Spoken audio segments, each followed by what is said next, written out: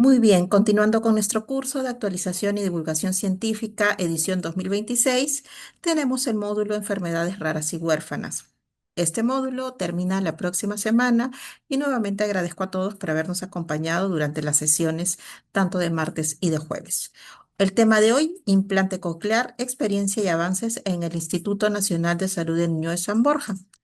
Hoy nos acompaña el doctor Francis Martínez Samaniego.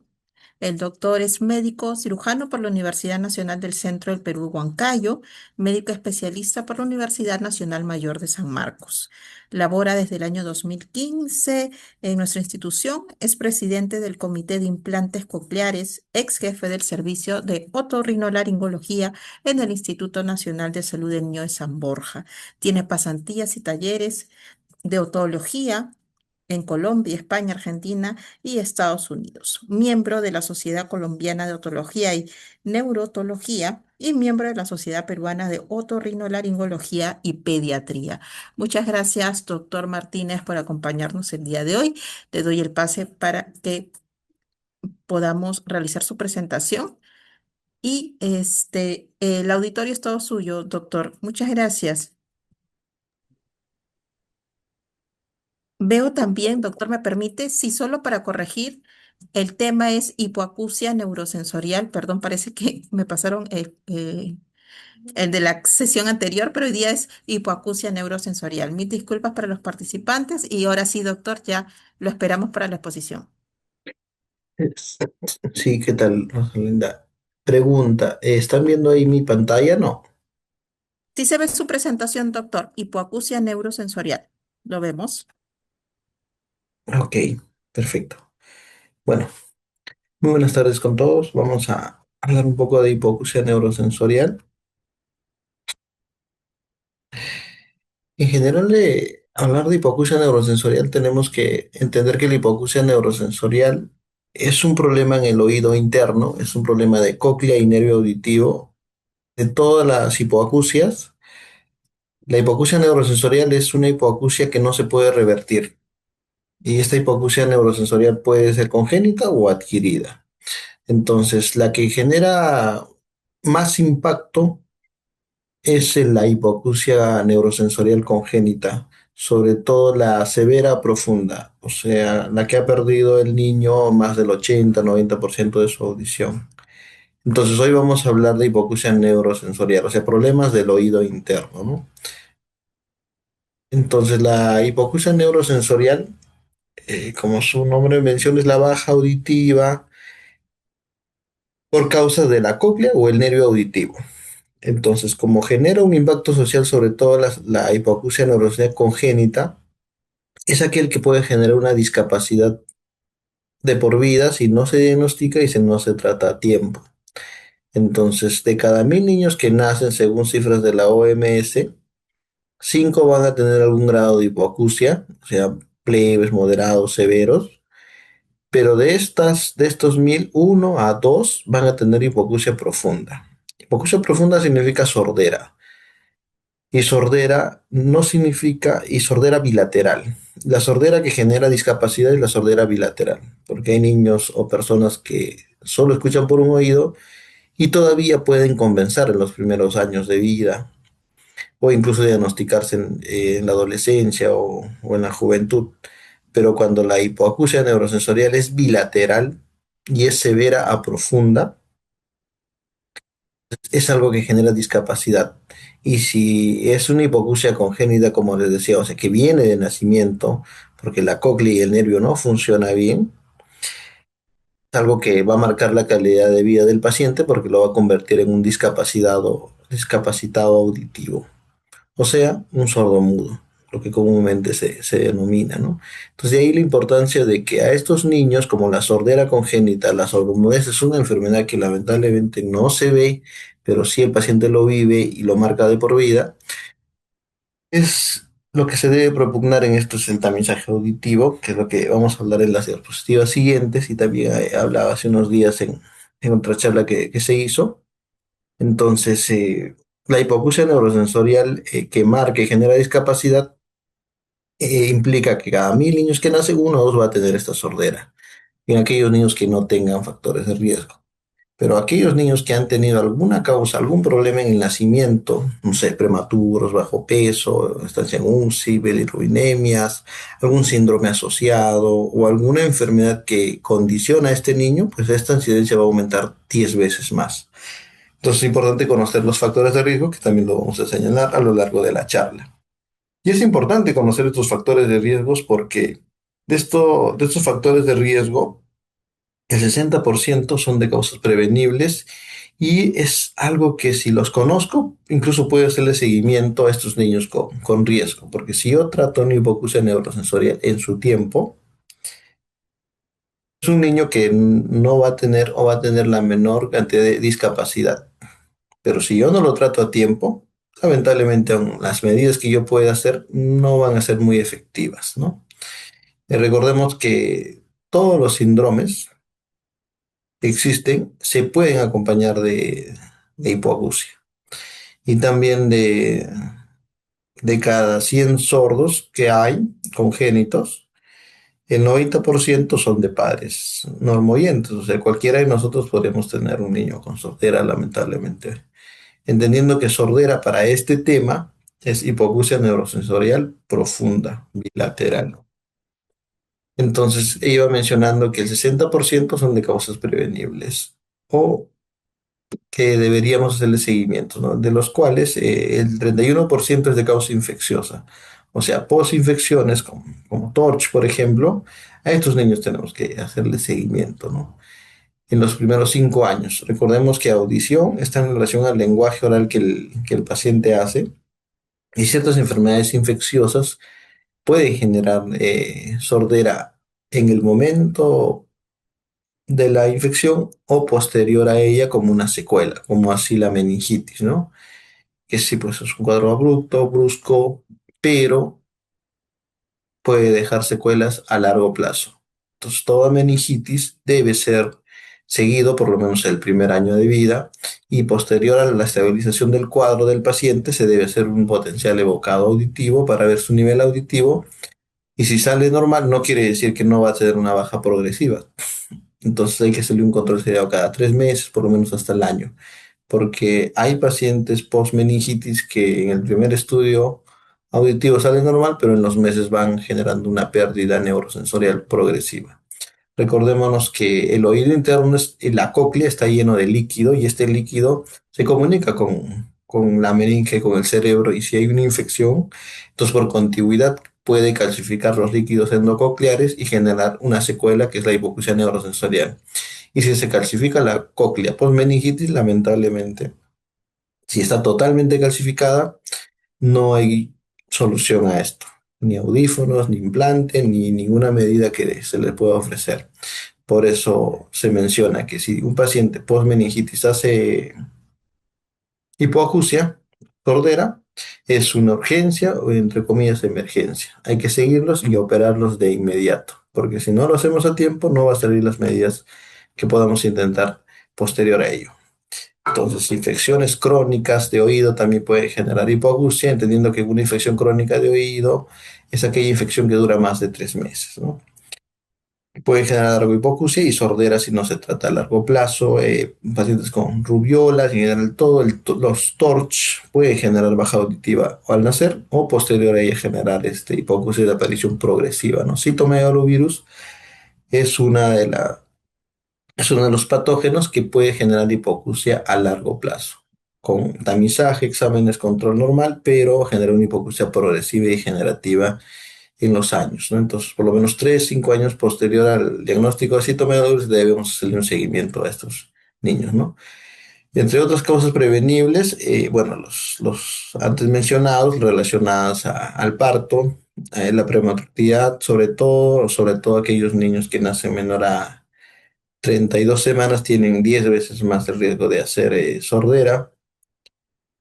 Los de bajo peso, sobre todo los de menos de 1500, tienen mayor riesgo de tener baja auditiva, sufrimiento fetal, hablar bajo al nacer, estancia en UCI y otros factores que condicionan a que este nervio auditivo, sobre todo, no se desarrolle bien, no realice adecuada mielinización y no haya adecuada audición, por ende, ¿no? Otras causas prevenibles, los ototóxicos, recordemos que casi todos los medicamentos, si nos ponemos somos concienzudos, si nos ponemos a revisar qué efectos adversos puede traer un medicamento, todos tienen efectos ototóxicos, sino que algunos ototóxicos, algunos medicamentos tienen una mayor ototoxicidad que otros, ¿no? Por ejemplo, si uno lee la citromicina, ¿qué efectos adversos puede tener? Sordera a largo plazo, sobre todo en pacientes predispuestos. No es que sea autotóxico a corto plazo, pero si uno lo consume mucho o tenemos una predisposición a ese medicamento, podría ser. Y si nos ponemos así a revisar de todos los medicamentos que comúnmente usamos, la mayoría son ototóxicos, sino que algunos generan ototoxicidad a corto plazo, como por ejemplo la gentamicina, la vancomicina, los medicamentos antituberculosos, los medicamentos que se usan para nefropatías o cardiopatías, en su mayoría son ototóxicos. Entonces, a estos pacientes antes mencionados con enfermedades crónicas deberían hacerse controles anuales auditivos, porque también puede generar hipoacusia progresiva y a largo plazo sordera, ¿no? Y otros generan factores que, por ejemplo, los pacientes que tienen CEAS, leucemia, los niños que lamentablemente se diagnostican leucemias pueden también generar sordera, ¿no? Postquimioterapia, ¿no? Que se ha visto casos, si no se le avisa, ¿no? Que antes toda quimioterapia puede dejar un niño sordo o un paciente sordo, ¿no? Pero es algo que debemos informarlo antes de hacer, porque si no, sí ha habido problemas, con los papás, el cual dijeron, nadie me dijo, ¿no? La clásica, nadie me dijo, pero se debería estar en el consentimiento informado antes de una quimioterapia. Y otras causas no prevenibles, las causas genéticas, ¿no? El 40% más o menos son de causas genéticas. Entonces, hipoacusia neurosensorial congénita, cuando diagnosticamos ya una hipoacusia neurosensorial congénita, si no tiene los factores de riesgo antes mencionados y es una causa genética, entonces de ellos, si uno le hace una tomografía más o menos, el 20% va a haber una malformación de oído interno, o sea, o no hay cóclea, o hay una cóclea con solo una vuelta, recuerden que la cóclea tiene 2 vueltas y medias, o no tiene nervio auditivo, o tiene estrechez de ese conducto auditivo interno, o alguna malformación asociada, ¿no? Y el 80% aparentemente le hace la tomografía y aparentemente la cóclea y el nervio están bien, pero ya es un problema de células ciliadas, un problema de líquidos endococleares por el cual puede generar una hipoacusia neurosensorial, ¿no? Entonces, dentro de los 20% de sorderas congénitas tienen algún tipo de malformación, ¿no? Como le describía. O el conducto está muy estrecho, como se ve acá, y el nervio no lo tiene, o lo tiene no 100%, o hay de repente, solo una vuelta, o hay una calcificación en la cóclea, o no tiene vueltas, o es solo como una vesícula, o quizás el conducto auditivo interno y el nervio coclear no lo tiene o está muy estrecho. O sea, hay varias causas que pueden generar hipoacusia neurosensorial que debemos hacer el diagnóstico fino cuando ya tenemos confirmado con los exámenes auditivos la hipoacusia neurosensorial, ¿no? Entonces, cuando hablamos de hipoacusia y sordera, también hay que definir de acuerdo a cuándo se presenta, ¿no?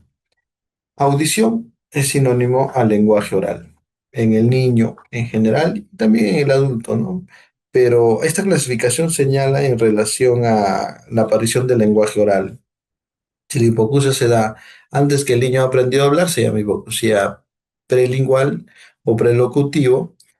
Si se da la hipoacusia por alguna causa antes mencionada, cuando el niño está aprendiendo a hacer lenguaje oral entre los 2, 3 años, se llama perilingual. Y si la hipoacusia se da cuando ya el paciente hace el lenguaje oral fluido y por alguna causa, por ejemplo, postmeningitis, se queda con sordera, eso se llaman hipoacusias postlinguales, ¿no? También recordar enfermedades que pueden generar hipoacusias de aparición tardía o progresivas, como el citomegalovirus, la estropetrosis, la neurofibromatosis, o malformaciones no tan severas, pero que pueden generar hipoacusia de aparición tardía, como el DAP, que es la dilatación del conducto vestibular. Entonces, los factores de riesgo son muy importantes conocerlos como personal de salud porque todos vemos estos niños con riesgo y debemos hacerle un seguimiento, ¿no? Como hay ciertos centros que a estos niños les hacen un seguimiento hasta que alcancen los hitos del lenguaje, de audición y los hitos del desarrollo en relación a la edad que tenga, ¿no? Entonces, John Comité, que es el Comité de Audición Infantil, que reúne a los profesionales implicados en el tema auditivo, neonatólogos, pediatras, audiólogos, rehabilitadores, otorrinos. Recomienda que a estos pacientes que tienen factores de riesgo debemos hacerle seguimiento hasta los 3, incluso algunos hablan hasta los 5 años, ¿no? Pues estos pacientes pueden tener problemas si no van a hacer en los años, los primeros 5 años en el tema del lenguaje, aprendizaje, interrelación con otros niños, comunicación, socialización, ¿no? Porque eso es lo que nos permite la audición. En su última revisión describe 11 factores, ¿no? De riesgo, que son los que ya les estaba mencionando en las diapositivas previas, pero acá les describo cuáles son exactamente, ¿no? O sea, tener un paciente con antecedentes de padres, tíos, abuelos con hipoacusia o sordera en la niñez o en la juventud es un factor de riesgo que debemos tener muy en cuenta cuando evaluamos a nuestro paciente, ¿no? Factores prenatales, lo antes mencionados, las malformaciones, los síndromes son factores de riesgo, los pacientes que tienen TORS, los que han estado hospitalizados, sobre todo más de 5 días en UCI, son factor de riesgo a tener sordera porque incrementa 10 veces el riesgo, como los mencionaba anteriormente, los medicamentos, los que han sido expuestos a medicación ototóxica son factores de riesgo, la quimioterapia, los factores prenatales, los TEC, las meningitis, como los mencionaba, son factores de riesgo que debemos diagnosticarlo, hacerle seguimiento con controles periódicos audiológicos, ¿no? Entonces, si nosotros seguimos el protocolo del Comité Americano de Audición Infantil, se basa en estas 3 fases, en estas 3 etapas que se debería cumplir en general en todos los países, ¿no? Pero se cumple, lamentablemente no se cumple, pero eso es lo que deberíamos propugnar, donde un niño, donde un centro de salud o un hospital, una clínica nace un niño, ¿no? Entonces, la guía, incluso hay una norma técnica que salió en 2019 que obliga que en Perú deberían pasar todos los niños esta primera fase de tamizaje auditivo. Por todo lo antes mencionado, porque la sordomudeez es una discapacidad que debería tamizarse porque si lo diagnosticas tarde, aunque le des audífonos, implantes, no va a mejorar y va a generar una discapacidad de por vida para el paciente, para su familia y para la sociedad en general. Por ello, el tamizaje auditivo universal se debe hacer en todos los niños que nacen en Perú. Debería. Y si no se hace, deberías tú reclamar o pedirlo. Y si no lo tienen en donde nace, deberías buscar algún centro donde le hagan el tamizaje auditivo universal, que es un examen no invasivo, que dura pocos minutos por orejita. Se puede hacer a partir del segundo o tercer día de vida, ¿no? Idealmente en el primer mes. Si no pasa ese tamizaje, pasará a una segunda fase de diagnóstico en el cual el tamizaje simplemente nos dice escucha o no escucha. Si escucha, perfecto, pasó el tamizaje. Si sale negativo y nos dice que probablemente no escucha, se pide exámenes confirmatorios y esa es la segunda fase de diagnóstico. Al que no pasó tamizaje, se le hace la fase diagnóstica que debería ser entre el segundo o tercer mes de vida. En Estados Unidos, como el sistema de salud funciona mejor, recomienda a partir del segundo mes. La guía latinoamericana recomienda que se podría hacer hasta los 3 meses, ¿no? El tratamiento de los pacientes que no pasen a tamizaje, me hablo de sorderas congénita, debería iniciar a partir de los 3 meses o a los 6 meses, ¿no? Según la última guía latinoamericana, ¿no? Que da recomendaciones a los estados de todos los países de Latinoamérica. Son recomendaciones de que lo hagan, depende ya de los ministerios de salud de cada país, ¿no? La idea es que yo como profesional puedo saber, puedo indicarlo, pero si el Estado no los obliga, así como hacen evaluación de tamizaje, de muerte materna, la sordera en otros países es un problema de salud pública, porque sí es un problema de salud pública en todas las edades, niños, adultos, adultos mayores, porque es algo que puede generar discapacidad en todas las etapas de vida en general. Más crítico en los 5 primeros años, porque si un niño no aprende a hacer lenguaje oral en los 5 primeros años con sordera, nunca lo va a hacer. Y de ahí el punto crítico, sobre todo en la maduración neural, ¿no? Del nervio auditivo. Entonces, como toda evaluación, debe de comenzar con un adecuado examen clínico, una adecuada anamnesis, buscando sus factores de riesgo, examen físico, viendo la simetría de las orejitas, del conducto, que no queda, viendo que tenga tiempo. Todo profesional de salud debería hacer otoscopía, todo profesional de salud, todo médico debería saber hacer otoscopía. Se hace, muy pocos médicos generales saben, por ejemplo. O sea, deberían. O sea, igual que tenemos un estetoscopio, deberíamos tener un otoscopio, ¿no? No se hace, debería. Cuando ya pasa la fase de diagnóstico, bueno, diversos estudios auditivos nos permiten evaluar todas las partes del oído. En general, los exámenes audiológicos evalúan las partes del oído externo, medio, interno. El externo con la otoscopía, viendo la permeabilidad. Para todo estudio auditivo no debe haber ninguna infección, no debe haber mucha cera, no tiene que estar con un proceso respiratorio alto. Para hacer todos los estudios descritos. Cada estudio ve diferentes partes del oído. Por ejemplo, la timpanometría estudia la movilidad de los oídos y que el oído medio no esté con moco, secreción, ningún contenido, ninguna masa. La inhibición automática estudia las células ciliadas externas del oído interno. Los potenciales evocados, dependiendo qué tipo de potencial, porque no hay un solo tipo de potencial evocado auditivo, estudia el oído interno, sobre todo cóclea y nervio, incluso no solo nervio, sino la vía auditiva oncoencefálico, ¿no?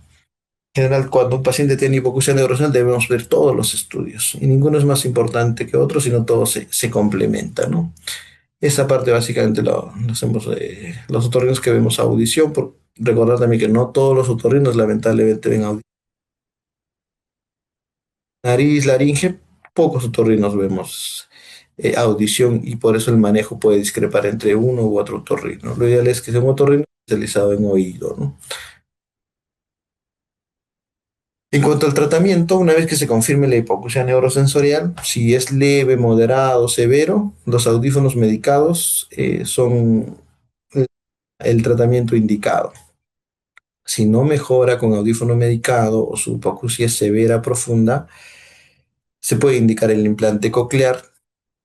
O, y no se puede indicar el implante coclear, bueno, hay otro implante que es el implante AVI o el implante de tronco encefálico.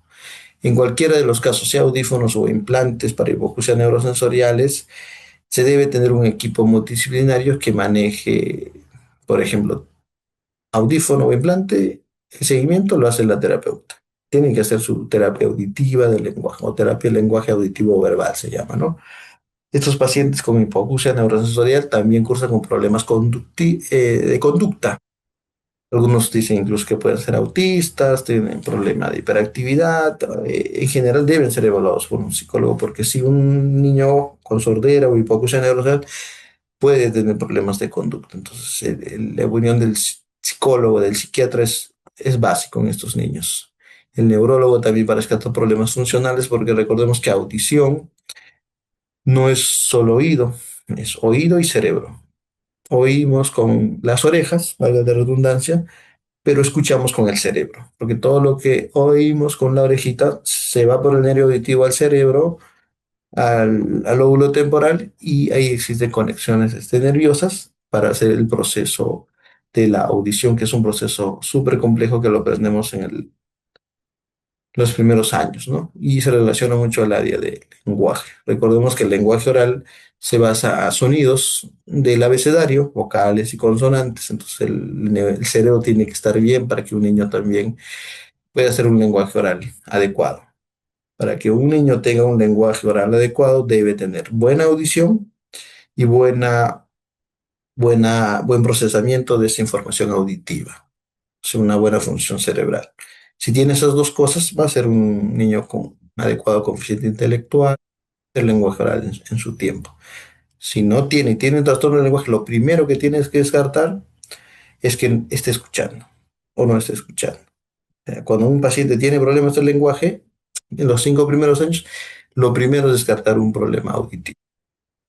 A veces lo llevan primero a terapia o a veces primero lo llevan con el neurólogo, pero ¿qué hace usualmente el neurólogo? Lo manda para hacerle un potencial evocado. Entonces debería pasar primero por evaluación auditiva y de ahí se descarta un problema auditivo, recién buscar problemas de procesamiento central, ¿no? Cerebral. Y de ir recién las terapias, no lo inverso. A veces están 6 meses, un año, 2 años en terapias de lenguaje, pero sin mejoría. Y como está fracasando, recién mandan al neurólogo a hacer evaluación auditiva, pero debe ser lo contrario. Todo comienza con la audición. Si descarto audición, cerebro. Y si oído y cerebro está bien, recién es terapia, ¿no? Entonces eso deberíamos tenerlo en cuenta para la evaluación y adecuado neurodesarrollo de nuestro paciente, porque audición implica neurodesarrollo. Una vez que se diagnostica hipoacusia neurosensorial y es un paciente que no mejora con audífonos, todo el comité de evaluación debería pasar y darle visto bueno que es un paciente que no mejora con audífonos y debería pasar a una cirugía de implante coclear. ¿De qué depende que un paciente vaya bien o no, un sordo llegue a hablar o no llegue a hablar? Dependiendo si se diagnosticó a tiempo o no, se hizo tamizaje o no se hizo, si lo diagnosticaron de niño o adolescente, si es uni o bilateral, la hipoacusia neurosensorial, las bilaterales, como digo, estas marcan la vida del paciente. Las unilaterales, las neurosensoriales unilaterales, el paciente a veces lo compensa y se diagnostica todavía a veces de adolescente o de joven. Cuanto más pequeño yo diagnostique, cuanto más pequeño intervenga, el paciente va a ir mucho mejor. Entonces, acá en estas diapositivas en marcas en general cuando debemos pasar una cirugía de implante coclear. Usualmente cuando diagnosticamos hipoacusia neurosensorial, como les decía, es audífonos medicados. Con 3, 6 meses con audífonos que no mejora, el siguiente paso es implante coclear. Evaluar para implante coclear con el comité multidisciplinario, previo una tomografía y resonancia que nos aseguren que sí tenga cóclea y sí tenga nervio, que no tenga las malformaciones antes descritas. Si tiene cóclea, tiene nervio, tiene aprobación del comité de implante coclear. Más importante, la familia está motivada y la familia puede mantener en el tiempo un implante, es su paciente que debe ser operado. Si la familia no entiende que esto es un proceso largo, que con la cirugía se va a solucionar, no debería operarse, porque después de la cirugía el niño está igual. Puede escuchar, pero no va a hacer lenguaje oral si no hace terapia de 1, 2, 3 años después. O sea, pero eso la familia tiene que entender. Y lo otro es, la familia tiene que tener un soporte para mantener un paciente con implante coclear. Si la familia no tiene soporte para mantener un implante coclear, lamentablemente este implante va a ser en vano. Tenemos muchos casos operados en el CIS o de salud que esperaron mucho tiempo, fueron malos indicadores, vienen y los terminamos retirando su implante coclear. Y este implante coclear es un dispositivo de alto costo. Es un dispositivo auditivo, como les mencionaba, indicado en pacientes que no mejoran con audífonos medicados, tanto en niños o adultos, pero es un dispositivo que solo el dispositivo que tiene un componente interno y externo, que hace que sin el dispositivo auditivo que permite devolver la audición al paciente con sordera que no mejora con audífonos, es caro, lamentablemente. 20 o 30 mil dólares puede costarle en general al Estado, ¿no? Entonces, y no hay un solo sordo, son muchos sordos. Entonces, de ahí las listas de esperas que existen en el MINSA, en el salud, ¿no? Y el periodo crítico de las sorderas no espera, la maduración neural no espera.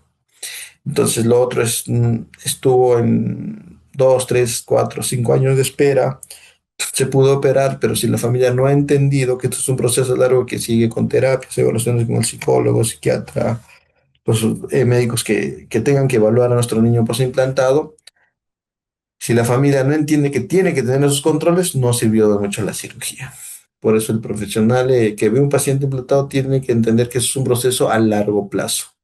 Mantener un implante es caro, es súper caro. No solo es operarlo, no solamente es que tenga su implante, sino es mantenerlo. Porque este componente interno es el que se coloca en una cirugía que demora 2 a 3 horas, en el cual hacemos un corte retroauricular, hacemos una perforación, un trilado de la mastoides, que es el hueso que puede ubicar detrás de la oreja. Buscamos el yunque, luego buscamos delante del nervio facial el ingreso de la cóclea. Y luego de encontrar este ingreso de la cóclea, ponemos el electrodo del implante coclear, que es la punta en general de este componente interno, ¿no? Eso es lo que colocamos en la cóclea. Y para colocar este dispositivo en la cóclea, pues es una cirugía delicada, porque recordemos que el implante coclear se coloca en la base del cráneo, en el oído interno, que es la que va a reemplazar la función de la cóclea y va a conectarnos con este nervio auditivo. Después del término de la cirugía se hace un examen que se llama telemetría, que es la prueba del implante coclear. O sea, se garantiza que el paciente pueda escuchar en la misma cirugía. Si responde, aunque responda parcialmente, es adecuado. Usualmente los que responden parcialmente, después del mes que es donde se coloca definitivamente el componente externo, el paciente comienza a escuchar, hace terapias de lenguaje auditivas y si está en el tiempo adecuado, lo más probable es que haga lenguaje oral, ¿no?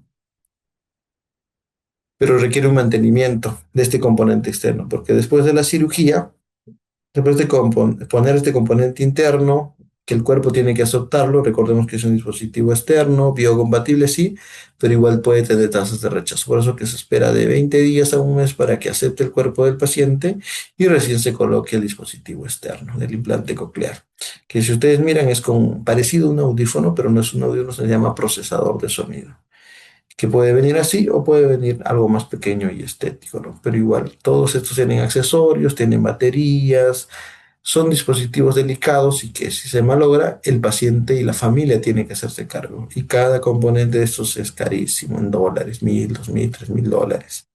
Si lo malogra, la familia tiene que tener ese sostén para mantener este implante. Sí le devuelve la audición, pero implica una responsabilidad. Si es menor de edad de los padres y es mayor de edad del mismo mayor de edad. Es que no todos lamentablemente pueden acceder a este dispositivo. En cuatro marcas, tanto en la de procedencia norteamericana, que es este, o de Australia, que es Cochlear, o de China, que es Neurotron, o Mediel, que es de Europa, ¿no? Todos son buenos, pero hay que saber a cuál de los pacientes le va a ir cada uno, porque tienen modelos y una especificación a cada uno de ellos, ¿no? Mencionaba. En aras del tiempo vamos a mostrar básicamente la inserción. En este paciente ya se hizo el corte, se hizo la perforación de la mastoides, se trabajó delante del nervio facial, se buscó la cóclea, se aperturó la cóclea que está en la base del cráneo y se coloca el electrodo del implante coclear. Es una cirugía microscópica, es una cirugía milimétrica, es una cirugía de precisión. ¿Tiene riesgos? Tiene riesgos. Como toda cirugía. ¿Qué riesgos tiene esta cirugía? Es sencillo, no es tan sencillo. Riesgo de parálisis facial, riesgo de meningitis, riesgo que lo acepte el implante, riesgos de vértigo. Entonces, una cirugía que los padres tienen que tener la atención porque no es una cirugía exenta de riesgo como toda cirugía, ¿no? Ahí se colocó ya el electrodo del implante coclear. Posteriormente se coloca la otra parte y se cierra, ¿no? Y se espera un mes para hacer la colocación del dispositivo externo, ¿no? Entonces, la idea bueno, para terminar en general, recordemos que el manejo de la hipoacusia neurosensorial es de acuerdo al grado, se puede convertir en una discapacidad. Entonces, todos debemos conocer el tema en general, los que vemos el tema de lenguaje y audición, todos los implicados en sí. Y recordar que el tamizaje auditivo es algo que todos como profesionales, como padres de familia deberíamos solicitar y pedir. Si no lo tiene el hospital, clínica, deberíamos buscar algún centro para descartar, porque la sordera es una enfermedad que no se ve, pero sí trae consecuencias, como le decía, a largo plazo. Se debe hacer en el primer mes el tamizaje para sorderas congénitas. Para las sorderas adquiridas, se debería hacer anualmente un control auditivo a lo largo de y esperemos que con el tiempo también sea una recomendación universal que cada año debería hacerse un examen auditivo. Por ejemplo, en adultos a veces por el trabajo le piden y algunos colegios están pidiendo que cada vez que entre al colegio, cada vez que se ingrese a un trabajo debería hacer una evaluación auditiva, y justamente previniendo la sordera, que es una capacidad que puede condicionar a que, por ejemplo, el niño, el adolescente, puede tener problemas de aprendizaje porque no escucha bien y lo catalogan como distraídos. O la persona adulta que tiene un trabajo ya no va a entender, no va a comprender y su rendimiento va a ser óptimo, ¿no? Entonces, propugnando todas las etapas de vida. Pero en las congénitas es más crítico porque si no lo tratan en los 3 5 primeros años, aunque lo trates a los 8 10 12 20 a un sordomudo quieres operarle y ponerle un audífono, un implante, ya no va a mejorar porque ya pasó el tiempo de maduración neural. De ahí la importancia de hacer tamizaje y controles, ¿no? Cuanto más pequeño operemos mejor, cuanto más pequeño le pongamos audífonos, cuanto más pequeño le pongamos terapias, mejor en las sorderas congénitas. En las adquiridas hay un poquito más de tiempo, pero igual hay que tratarlos. Bueno, si hubiera alguna duda, pregunta, estamos llanos a absolverlas. Muchas gracias, doctor. Muchas gracias. Quiero saber si en el chat tienen alguna duda o consulta para nuestro ponente, por favor. Aprovecho en indicar para que le tomen una captura de pantalla. El doctor está compartiendo sus redes para que lo puedan ubicar en Facebook. Ahí le pueden tomar una captura para que puedan seguir a nuestro ponente. Muy bien, si tienen alguna pregunta, por favor la dejan en el chat para poder atenderla finalizando la sesión y para aprovechar también con las palabras de despedida del doctor Martínez. ¿Hay dudas, consultas? No sean tímidos, pueden dejarlas en el chat.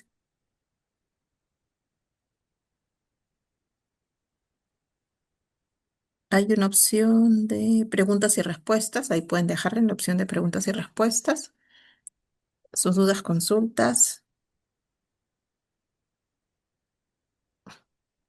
Muy bien. Doctor, parece que no tenemos ninguna consulta. Ah, ya está, la vi una. Ya. Listo. Nos pregunta el doctor Carlos Manuel Barco Blanco. ¿Han observado una correlación medible entre el nivel educativo socioeconómico de los cuidadores y los puntajes de ganancia auditiva a los 12 meses post-implante? Segunda pregunta, si hay dos hermanos con sordera, ¿por qué o cuál sería la causa en este caso?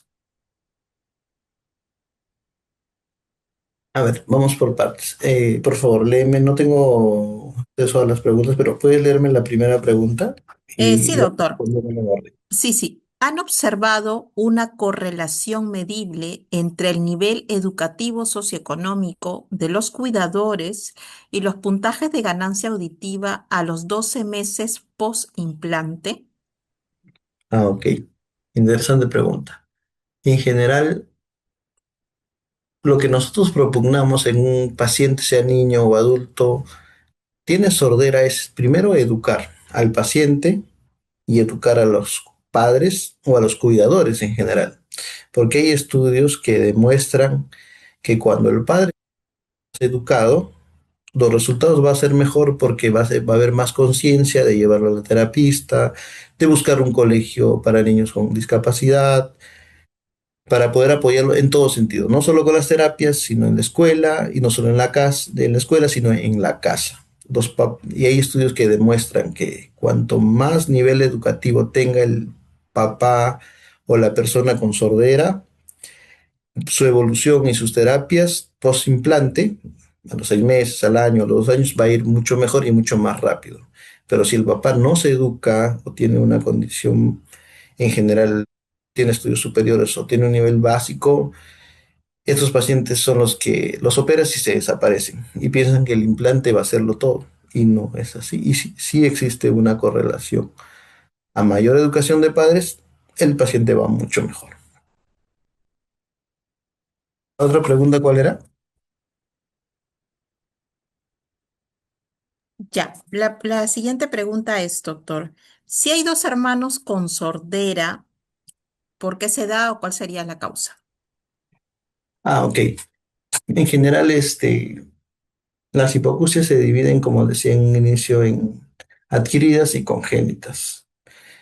Y las congénitas en general hay un acápite de las genéticas o las hereditarias. Las hereditarias usualmente, lamentablemente, son familias en el cual el padre y la madre tienen el gen recesivo, porque la más frecuente es autosómico recesivo, y se juntan y lamentablemente tengo yo familias que tienen dos, tres, cuatro hijos, todos sordos. Entonces, por eso de ahí la importancia del estudio genético a todos esos niños, sobre todo los que no tienen factores de riesgo que se puedan ver en nacimiento. Y esos pacientes deberían, en general, todos los pacientes con sordera de la niñez deberían pasar con genética. Y sobre todo consejo genético para los padres para tener un segundo, un tercero o un cuarto hijo, porque sí, lamentablemente tenemos familias, papás normoyentes y niños, dos, tres niños con sordera y lamentablemente nunca acudieron a estudio genético. Entonces no deberían, en este caso, tener más hijos, obviamente, ¿no? Porque generan niños con más discapacidad y eso genera luego pues, un problema para la familia, porque se están en hospitales, mantener un económico, social y en general marca la vida de la sordera, ¿no? ¿Alguna otra duda? Muchas gracias, doctor. Teníamos esas dos preguntas en el chat. Por favor, si tienen alguna otra duda o consulta, ya han sido atendidas. Las pueden dejar en la casilla de preguntas y respuestas.